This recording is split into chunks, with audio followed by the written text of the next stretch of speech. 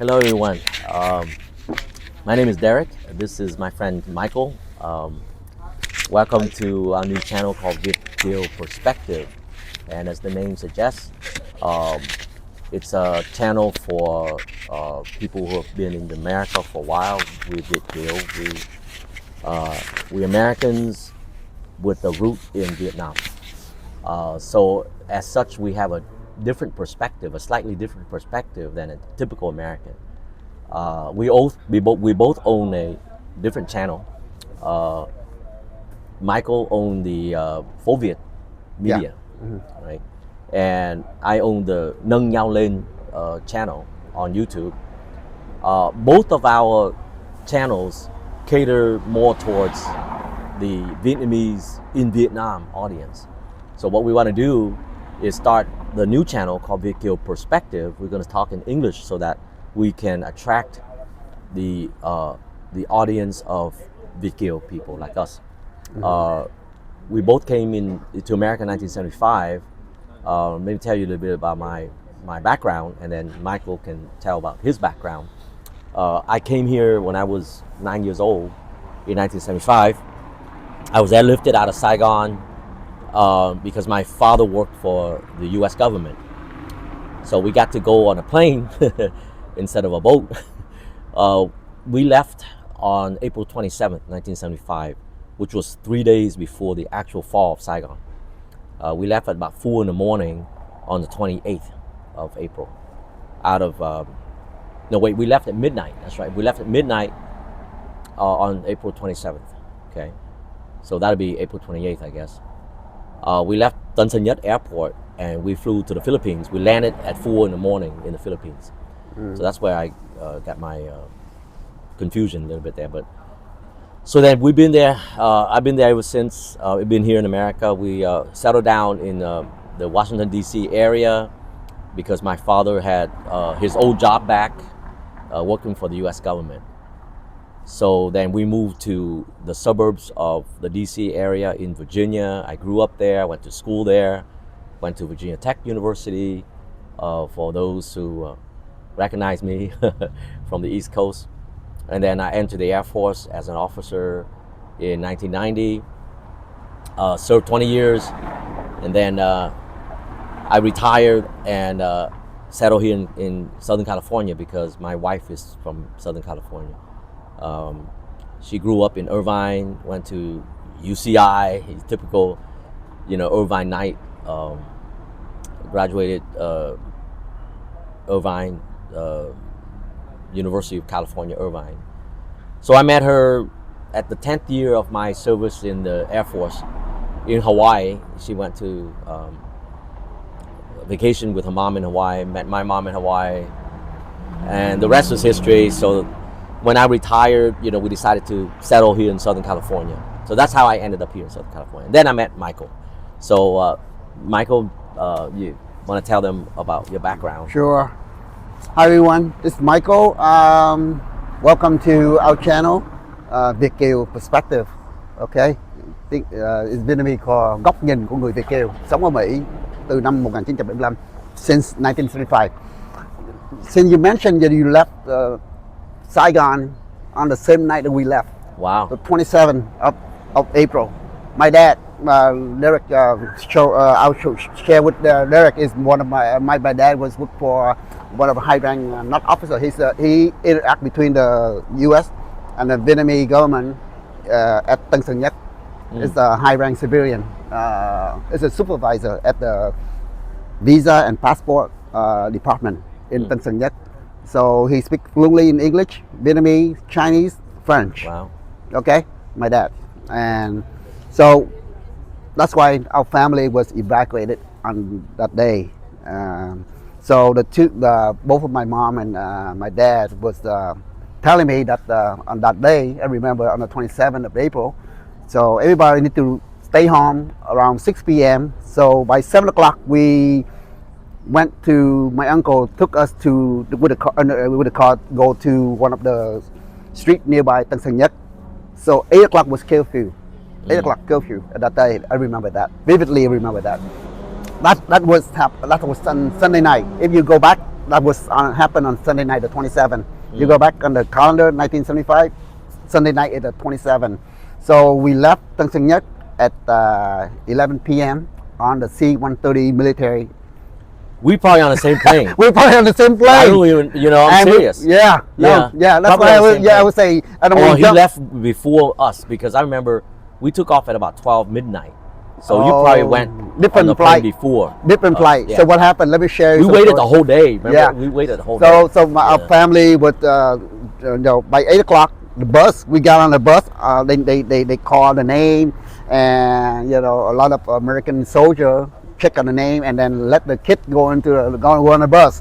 So by 8 o'clock, the whole city, Saigon, was curfew, the giới nghiêm. So we got into Tân Sơn Nhất at 11 o'clock. So by 11 o'clock, we on board, and then I believe that 11:30, the C-130 took off and go clock Air Base, yeah. in Manila, Philippines. Philippines, yeah. So what happened is that I remember vividly. Wow. So that's the route we went, and then we was around 5 o'clock on the same night. We transfer to a different plane, the U.S. Air Force plane, the white plane. C-141. Yeah, It's a bigger plane. the bigger plane. Now we sit not on the floor like the C-130. Yeah. Now we sit, and then we flew to Guam. When did Guam. you leave? 5 5 o'clock in the morning, the same night, the 28th, Because we left at 10 a.m. 10 a.m. Yeah. Oh, We left, okay. it's funny because he left Vietnam probably half an hour before I did. Yeah, But then I left the Philippines at 10 a.m. while he left at 5. 5 a.m. It's Correct. kind of strange. We at the same place. We The just same, didn't know it. Yeah. But, Guam or Wake? There's a two islands. Guam. We went to Guam. and Wake. Yeah. Oh wow, Yeah. we're in the same place. Yeah. So what happened? That's amazing. I remember when we Yeah, we arrived. didn't know each other then. We didn't know back. Yeah. So I remember when we arrived at Guam, we was waiting on the bus so they can assign you the tent to stay. I remember vividly. Did you stay in a tent or you stay in nhà bom, right? No. It's like a in Guam, Quonset we hut. stay in the tent. Oh, we got to stay at the Quonset hut. Oh, okay. It's a metal, it looks like a nhà bom. Nhà bom, right? Yeah. Okay. No. In Camp Peloton, I remember. I saw those nhà bom. Yeah. And then what happened? We stay. At that age, you don't know what's going on. But on the 28th, and then we were staying at Guam for 2 weeks before we departure to El Toro. Right now is Marine Bay, is Camp Peloton. Camp Pendleton, yeah. Yeah, it's Oceanside, not San Diego. It's Oceanside. We stayed at Guam for just 1 week, and then we went to Camp Pendleton. Oh, you So, stayed in Camp yeah. Peloton? Yeah. I didn't know that. We didn't. Yeah. I was staying over Camp 8, number 8, next to the airport. I remember that because Yeah. I love. I don't remember the number where we stayed. I was staying. My tent is 49E. Oh, wow. 49E Camp 8, Trại 8 is the biggest Wow. one and the first one, right next to the airport, right next to the helicopter airport. So I always We go. went, so I remember that because Yeah. we didn't hear any planes. At that age, I was like 12 and a half, almost 9, because September is my birthday, so I was like 12 and a half. So I was looking at every time helicopter, landing, I would rush out there and look at the helicopter and this and that. But Camp 8 is right next to the airport. Anyway, so Camp Peloton in Oceanside was the number 1 camp. A lot of people live there. I believe that the Vice President, Phó Tổng thống Nguyễn Cao Kỳ was in Camp 8 too. Really? Yeah, they were in the front end. We was in the back. Oh. I was helping the people at the cafeteria. So at the cafeteria at my age, I'm handing out apple and handing out food. Oh, wow. We eat a lot of different type of American food at the time. I remember I was helping. The most popular was fried chicken. Fried chicken. When it yeah. was fried chicken night, everybody went, right? Yeah. Because in Vietnam we love gà quay, right? Everybody Yeah. love gà quay, so fried chicken night was the best night. Yeah. But, I remember that the chicken soup, it got a lot of shredded meat. The chicken soup is one of the things, a lot of Vietnamese cannot eat that at the time. I remember they call it, look like con chó nó bị throw up đó. Oh, really? Because cái món đó very if you like it, it's okay for us. But a lot of other older people, older Vietnamese, they don't get Yeah. used to the American food, you know, at the time. Yeah. Anyway, so we were there like a month, 1 month, and then my older brother, who came here in 1969, study, Mm. you know, and he was sponsor our family out live in Long Beach Oh, in I see. 1975. Wow. And at the time, I went to the. I was. So how long were you at Camp Pendleton? 1 month. 1 month. 1 month. 1 month. Same here. Just Yeah, I 1 was month, in yeah. Camp Pendleton 1 month, and then whoever I believe that whoever have the family have you know, a sponsor, Mhm. then the family will go out with the sponsor, Mhm. which is in this case my brother, my Ah. older brother, live See, in Long Beach, In my case, California. we had no relatives in America, but luckily my father found his old boss, which was American guy, the Uh-huh. white guy. He used to work in Vietnam, and he was my dad's boss in Vietnam. I see. So, and he's a single guy. Ah. So my dad called him up. He lived in Maryland, and so he agreed to sponsor us because he's a single man. He didn't have a family, so no interference. Uh-huh. So he took us into his house in Maryland, and then he used to work in the State Department. So he's an SES. So I don't know if you know anything about the government ranking system. SES is called Senior Executive Service, which is highest ranking civilian in the government. The government. And he was an SES. He's a Yale graduate, so Wow. yeah, he's up there. So he's had high ranking. So he made a few phone calls Uh-huh. and got my dad his old job back, working at the Voice of America. So everything worked out well for us because my dad had a job right away. Like after a week of being in Maryland, he got his old job back, which was incredible. I mean, it was like we thank God every day for that. Got you it. know, because you guys settled in Long Beach, right? And then, well, you can go ahead and tell Sure, the rest sure. of your story. So that was, you know, I was living in Long Beach since 1975 until 1989. I went to school, junior high at 8th grader at grade in Long Beach, and then Wilson High, and my college year in college at Long Beach. And then after that, I working for after graduate, I worked for a company at a small company for 2 years.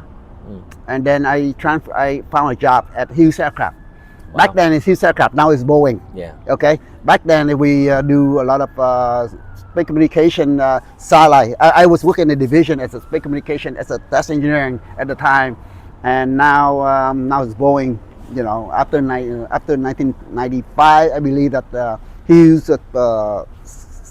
sold it to Boeing, Raytheon, and then Boeing now. Oh, wow. Okay. So Well, and back we're here. then, because of the Reagan administration, Yeah. President Ronald Reagan, poured a lot of money into the U.S. military to fix it. Because Uh-huh. after the Vietnam War, you know, the U.S. military was in shambles. Yeah. You know, so Reagan pumped a lot of money in there, and so the defense industry in California at that time was very big, and you were a part of it. You were hired by Hughes. Hughes at that time had billions of dollars from the U.S. government to build a lot of aircraft systems that we enjoy today, the military. Correct. Very advanced. Yeah. You know? So anyways, he's part of that. Yeah. So in by mid '95, you know, as the economy is slowing down, 1995. So you know, I kind of do like 2 years in my own business. You Oh, know, wow. after 2 years, and then after that, I get back into working for the company, and you know, in 1999. Around 1999, I worked for the company. Now I am as a engineer for. We do a lot of defibrillator for hospital and clinic. So with Hughes Aircraft, I'm involved with a lot of FAA regulation. Now I'm involved with a lot of FDA regulation. Okay, so here I am. I'm about to retire within the next couple of years, but not fortunate like Derek here. He's early retirement, but I'm still working because I love working until, you know, I have some plan. I'm involved doing YouTube because part of my hobby, doing YouTube, media, music, video. That's part of my hobby. Okay, I have 2 kids. One of my son, he will be a doctor this summer, coming summer 2025. Thank you. From USC. Okay. Yeah. My Wow. older son, and my daughter. She determined her first year in college. She want to do the same area, like my son, as a physician assistant. Okay, so so hopefully that everything. But right now, I live in Garden Grove, Orange County, since 1999 until now, like 25 years. Wow. Before that, LA County, Long Beach. Okay, here So I am. he's a long-time Californian. Yeah, Yes, yeah. I just moved here about 14 years ago. So I see myself more of a East Coast guy, East Coast, yeah. whereas my wife is more Californian than I am. There's a difference. I mean, for those out there who's been around, or traveling around a lot, or live in different places, different locations in America, you have a different perspective. Exactly. I travel a lot too. During, we created this channel to provide Viet Kieu perspective, because I know a lot of us have a slightly different view. We're not quite Vietnamese and we're not quite American, if you know what I mean. I mean, we live here a long time. Some of us 10 years, 20 years, in our case, Next year will be 50 years. Yeah, 50 years. 50. We live in America longer than we live in Vietnam. Even though we still have a Vietnamese streak to ourselves, right? Yeah. So I could still see things from a Vietnamese perspective, but kind of a modernized Vietnamese, because a lot of purely Vietnamese people, they laugh at me, probably laugh at you too, because our perspective is too, they call innocent. Oh, right? yeah. You go to Vietnam and we get run over in Vietnam, right? Because we don't know the Vietnamese way anymore, right? So our perspective is more American, but not quite white American, you see, because white Americans, they grew up here, they were born here for generations. They don't understand Vietnam, so they only see, we sort of like that, but we also have a Vietnamese perspective. So I think we created this channel. Hopefully a lot of Viet Kieu like yourself can identify with it. Sure. Because me growing up, I really don't have and for those of you who grew up kind of like us, we don't have like someone that we can look up to that's Vietnamese, right? But also have a purely American perspective. We don't have like a hero, So hopefully we can provide that, with the younger people. Sure. Especially ones that may not have been here that long, but they aspire to be more American.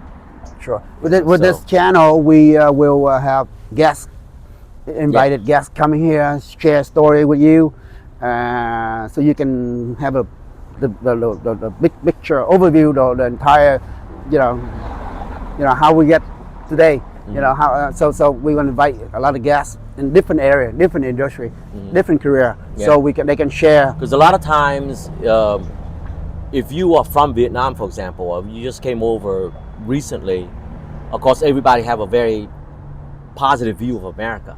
Yeah. Okay. But as far as I'm concerned, I look at Vietnam right now and I see Vietnam has a lot of promise. It's a growing economy. It's growing by leaps and bounds right now. Vietnam to me is kind of like South Korea 20 years ago, 30 years ago. But look at South Korea now, So Vietnam's is moving into that direction. Some people say that it's going to move even faster. In just 10 years, some people think that it's going to be like a South Korea today. So we see that really, especially for young people that go to school in Vietnam. Recently, there's this girl from Hanoi. She got accepted to, I think, Yale or Harvard. I think Harvard, yeah. She beat out, Harvard only accept 3% of the applications. Wow. Right? So it's very small. Very, slim, but yet, very small. She got accepted, and she's from Hanoi. Oh, wow. Okay. So, very smart, 17 years old. Very smart. So people like that are the ones that will carry Vietnam into the future. So we see Vietnam as a very positive place. Now, if you're from Vietnam, the older generation, like, my mother-in-law, they kind of have a negative view of Vietnam, right? They think anything that's made in Vietnam is bad, right? They don't care. They don't want to hear it, right? They don't see Vietnam as anything other than just a third world country that it's always been. Okay, but we don't see that. We have a more fresh perspective. We see a lot of good things come out of Vietnam. Yes, it's not at the level of America yet. Of course not.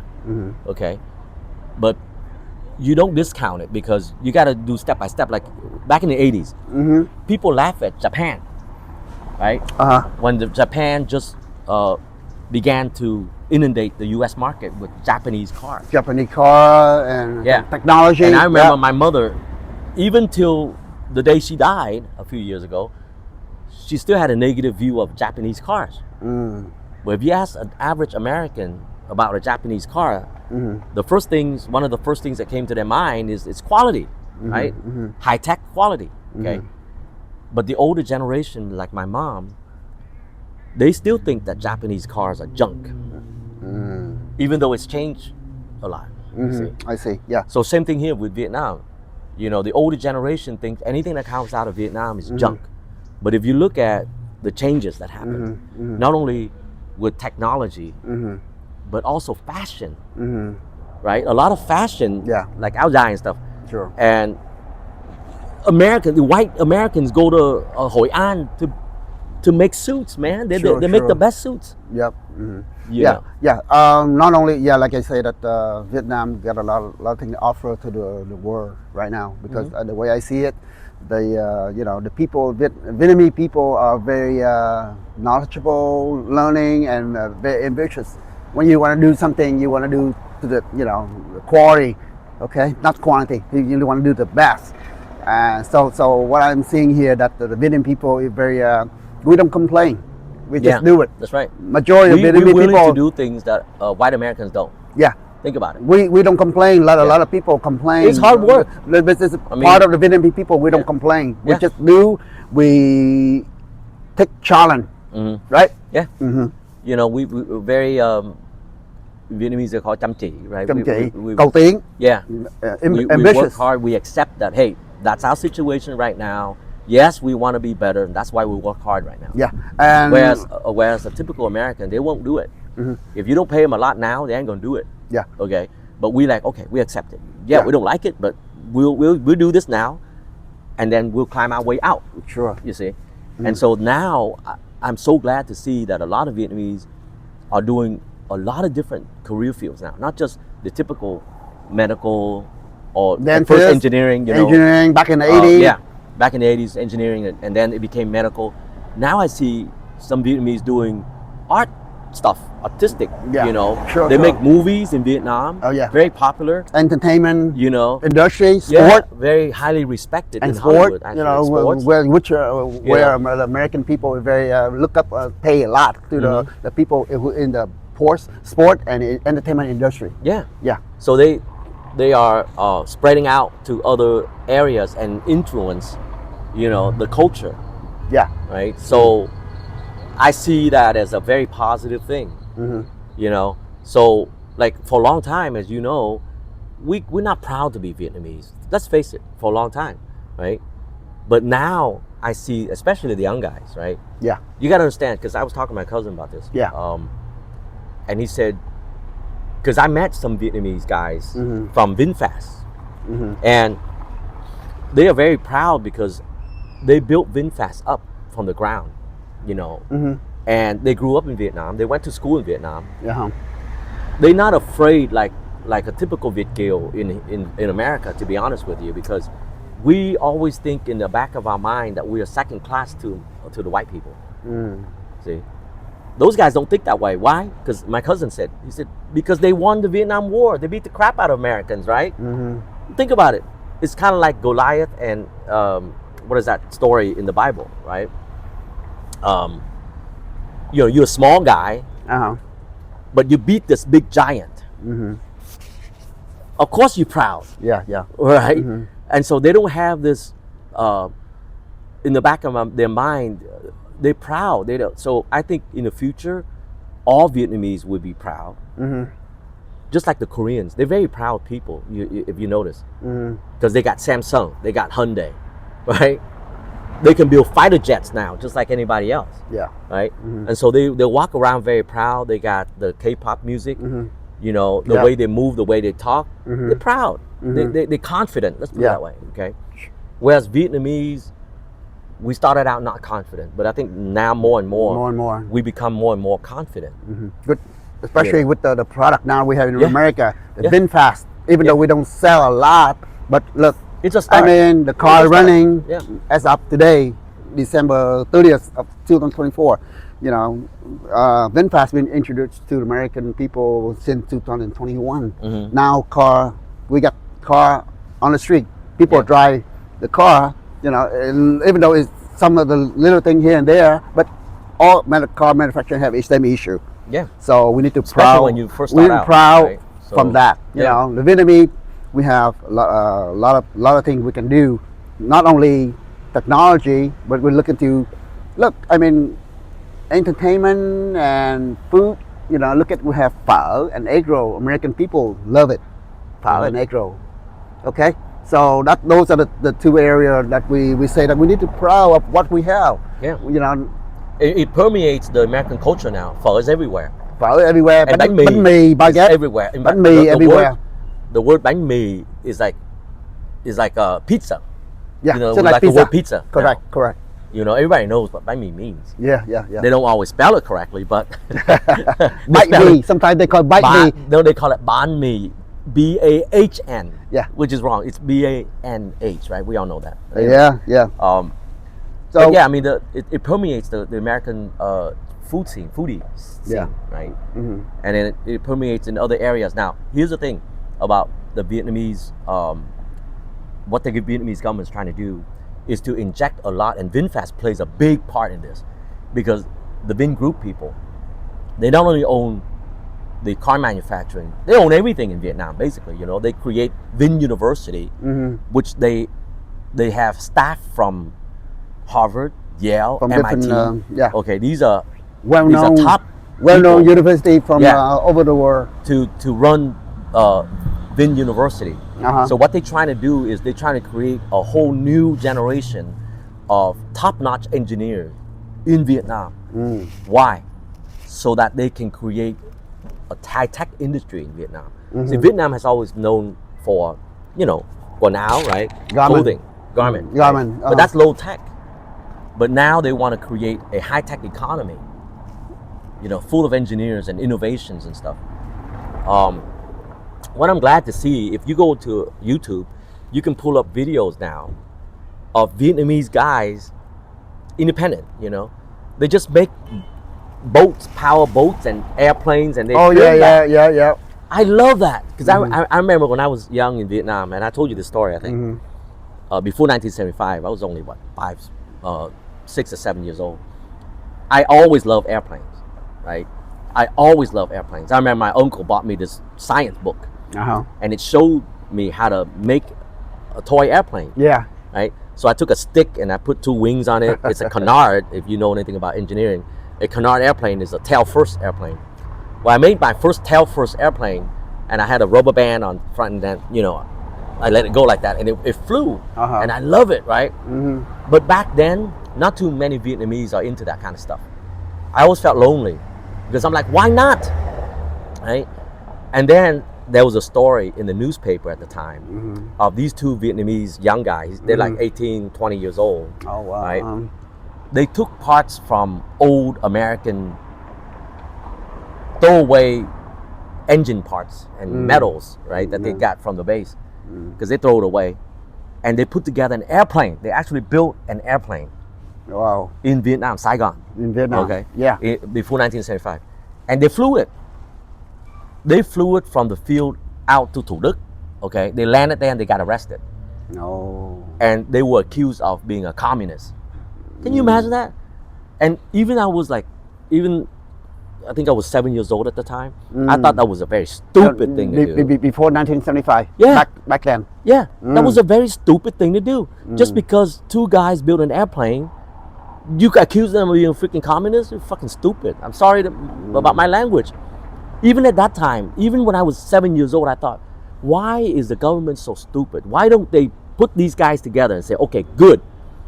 You can't fly it here. The South Vietnamese government at that time. You can't fly it here, but we can hire you to come up with weapons, right?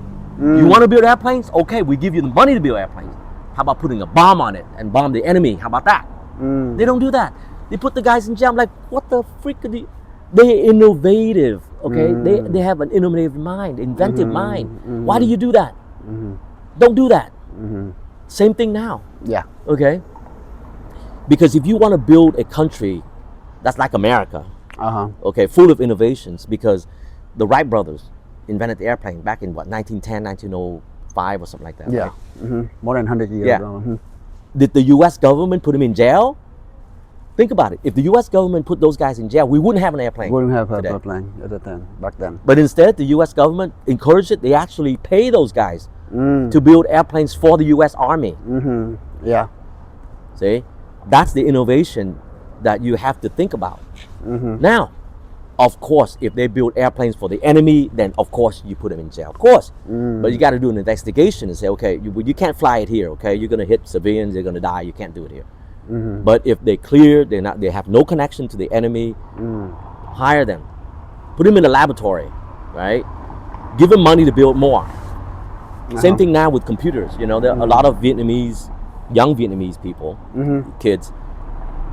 They're very good with computers, man. They hack into people's computers, right? Instead of doing that illegally, the government should hire them. Hire them, do something. How about hacking into the enemy? Yeah, positive side, right? Instead of you know what I mean? hack people. We'll give you money. You want to build computers? Okay. Sure. All right. We hire you to build very complex machines, AI, right? So that's the direction I think we should have, the new mind. It harks back to the times. And if you Vietnamese, I'm sure you know this. There's a true story actually, of, I forgot the guy's name, but way back when, like a few hundred years ago, during the Thomas Edison time, during the International Expo in France, in Paris. They invited everybody from all the countries in the world to come, representatives to come and see the Technology Expo in Paris at the time. And at the time, Thomas Edison showed off his light bulb. Okay. Well, there's a representative from Vietnam that was sent by the king, the emperor of Vietnam. Yeah, back then. He came, he saw that, he was so impressed. He came home and told the emperor.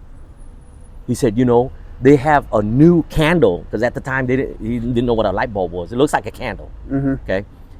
And he said, you know, the regular candle, if you light it, the fire goes up, right? But if you turn it upside down, it will burn your hand. But this candle does not. He said, you can turn it sideways, you can turn it upside down, you can turn it any way, it doesn't burn your hand. It's a light bulb. Guess what the emperor did? Put him in jail. The emperor claimed that the guy lied to him. He said, you lied to the emperor? There's no such thing. Wow. Put the guy in jail. Can you imagine? See how stupid they are? Yeah. People don't be stupid. Don't be stupid. Okay. People are close mind. Okay, we're back to our parents our parents, the early generation is more close mind. But for us here, but you know what? We pretty open minded. We may laugh at that, but it's still going on now. You know, it's still going on now, because if you have a new idea, for example, people, even in America, you know, ordinary people, they don't accept it at all. You know, they don't accept it at all. The first thing out of their mouth is, it can't be done. I tried, because I came up with a lot of new ideas, man. Yeah. If anybody engineering, you know, I came up with a quiet propeller. Sure. Okay, and guess what? I came up with this idea like 15 years ago, and I told my friend who's an engineer, he's a white guy. Well, he's half Costa Rican, but he's American. He's an engineer, aerospace engineer, all right, just like you. He told me it can't be done. Guess what? In the past few years, MIT came up with the idea. Their design is slightly different, of course. My design is different. But it's a quiet propeller, because I hate the propeller noise, right? You go to the airport and the propeller's too loud. It goes bzzz, you know, I hate that, right? So I thought, is there a way where you can reduce the noise? And I came up with the idea. Anybody who's an engineer, aerospace engineer, that want to talk to me about it, ask the question down below. Maybe we can get together. Yeah. And if you have like computer-aided design, CAD design, whatever it is, that you can test it on the computer, let me know. I'll tell you my idea. And then maybe we can work together on it. We bring you to the show and Yeah. share with the other people. Yeah, because it's very exciting. I came up with a lot of other ideas too, which my experience, the first thing people say is it can't be done. Even though they are engineers, they say the same thing. So right now it's the same. People can't get over, they can't fathom anything too different than what they're used to. And I think that stifles innovation. And if you have a new market, a new emerging economy like Vietnam, you need to cultivate people like that. People that think weird, man. You know, at first you're like, man, you weird. But then you think about it like, yeah, well, it doesn't violate any laws. Well, let's try it out. Yeah. You know? Sure. Because Vietnam is a small country, right? We could never have the big military. But because of AI now, can we come up with defense using AI to defend ourselves? Because you know that for thousands of years, we get our ass kicked all the time, right? The Chinese kick our ass, right? They cai trị mình, right? Yeah. For 1,000 years. 1,000 years. And then the French came. 100 years. 100 years. 100 years. Yeah. Why? Because all we had was bow and arrow, and they had guns. Yeah. Don't let that happen again, is what I'm trying to say. Now, because we're a small country, we cannot afford, like the US spends $900 billion on defense. Wow. Of course we can't do that. Vietnam can never afford that. But what I'm saying is, can we come up with something cheaper that could defend ourselves?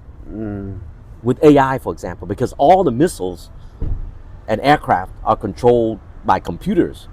If we can hack into their computer, we can prevent them from bombing us. My point is, the young guys should get into that line of work with AI to defend our country too, not only to create neat, consumer products, but also for defending ourselves. Great. So I think that today we kind of overview our background a little bit. So I believe that this is considered one of our first video we're going to share on Viet Kieu Perspective channel, and of course that I will, the more coming. However, that I think that we want to talk about what the incident, the accident happened in South Korea. Do we have time for that? Yeah, I'm gonna move to the next clip. Okay. Yeah, let's do the next make video. this clip short. But this title gonna be in like general, overview. that's what we're trying to do. We're trying to provide a Viet Kieu perspective. Yeah, this is 40 minutes already.